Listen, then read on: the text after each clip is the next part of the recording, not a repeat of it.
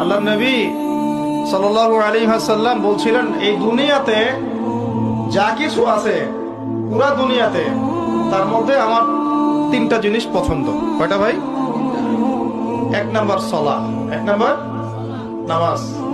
এটা আমার চোখের শীতলতা। নামাজ দাঁড়ালে আমার হৃদয় শান্ত হয়, চোখ ঠান্ডা হয়ে যায়। এটা নবী সাল্লাল্লাহু আলাইহি ওয়াসাল্লামের পছন্দের। দুই নাম্বার, এই পুরা দুনিয়ার মধ্যে আমার পছন্দ হচ্ছে সুগন্ধি। কি পছন্দ? সুগন্ধি। 10টা টাকা যদি আর্ন করেন, 1 টাকার সুগন্ধি কিনেন, সুন্নাত। সুগন্ধি সাথে রাখতে হয়, ব্যবহার করতে হয়, মনটাও ভালো থাকবে। আর সুগন্ধি বেশি ইউজ করলে রোগ ব্যাধিও কম হয়। 3 নাম্বার হচ্ছে স্ত্রী। 3 নাম্বার কি? স্ত্রী।